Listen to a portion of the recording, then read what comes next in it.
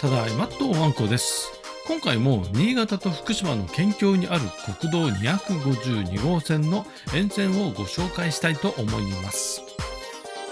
さて前回前編である雪崩クラッシャー編で60里越え峠や相吉橋崩落の現状をご紹介いたしましたが、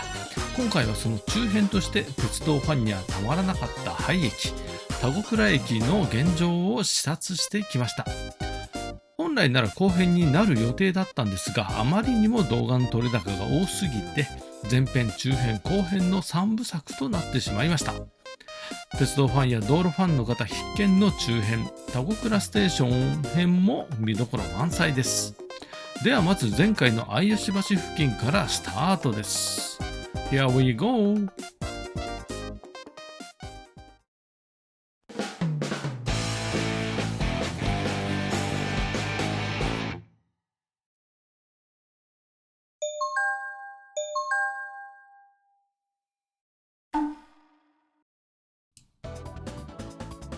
ではまず前回の続きの国道252号線沿いの相吉橋の迂回路からスタートです。新潟と福島の県境に位置する国道252号線、その沿線上にある相吉橋が本年2022年の3月未明に雪崩により橋脚部分が崩落、橋は雪により流されてしまいました。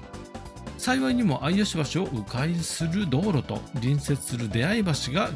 検査検証の上使用できることから7月10日に開通の運びとなりました。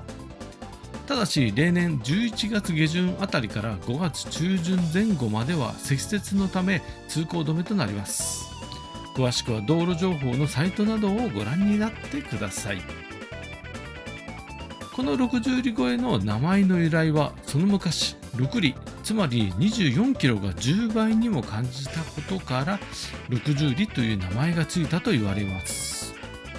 近年では60里超え雪割街道としてお茶目な名前に仕上がっています。お茶目ってなんだろうね先ほどもご紹介しましたが、この地は雪深い豪雪地帯にあるので、同国道は例年冬季閉鎖があり、限られた半年間のみ通ることができます。冬季間の通行止めの範囲は新潟では大白川駅から福島側へ750メーター行った先の場所まで、福島只見町では電源開発会社さんからのちょっと先までとなっております。国道252号線に並走するように走る JR 只見線は車窓から眺める渓谷などの絶景が人気のローカル線で、ドライブ中もタイミングが合えば只見線と景色を一緒に楽しむことができます。鉄道ファンなら有名な路線だそうです。なるほど。動画を見てみると違和感を感じませんか？そう、雪崩や落雪などの危険性が高い峠道なので、トンネルやスノーシェットが多く設けられています。大白川駅を起点として只見ダムまでトンネルが8個、スノーシェットがなんと44個もあるんです。間違えていたらごめんなさい。しかし44ものスノーシェットを作ったかと思うと頭が下がります。それだけ雪崩や落石が多いってことなのでしょうか。さて動画はもうすぐ田子倉無料休憩所に着きますので、早速散歩していきたいと思います。国道沿いには田子倉無料休憩所と近くに田子倉駅跡がありましたので散歩してきました。まずは無料休憩所の方から散歩です。看板があり田子倉無料休憩所って書いてあります。中は木の素材を生かしたようなウッド調な室内、リラックスできそうな感じで落ち着きますね。奥には横になって体を休めるスペースがありました。1畳くらいですかね。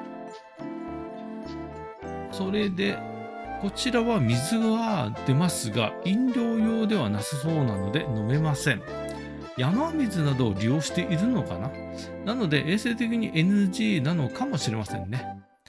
トイレなどはしっかりと完備されていました。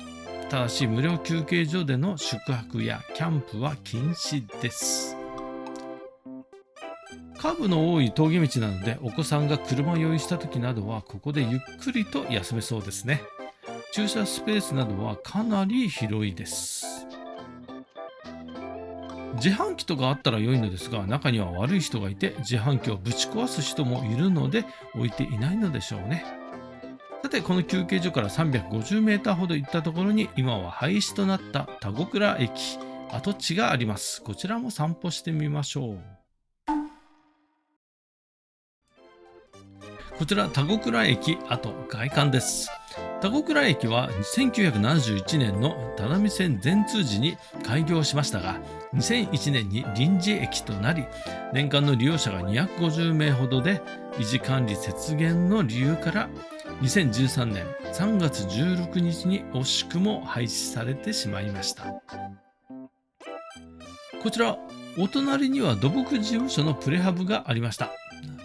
どうやら落石を防ぐ工事関係者の建物のようです。さて、田子倉駅跡。駅の周りには雑草が多く生い茂っており、他のものを寄せ付けない感さえありました。数十年もするとペンキなどが剥がれてきたりしますが、この駅舎は未だ営業時そのものっぽく、今でも臨時駅として復活してやる感がありました。駅舎は完全に閉まっており、施錠されております。ドア部分から手を出して中を見てみました。誰かが入ったような形跡はなく、よくスプレーなどでいたずら書きとかされそうですが、そんなものはなく、毅然と構えている印象さえありました。個人的には保存状態が良さそうに見えますが、どんなものなのでしょうか。やはり定期的に確認しに来ているのでしょうか。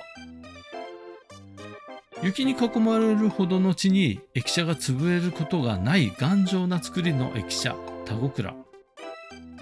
それはまるで山にこもる修行僧な雰囲気な駅舎でした。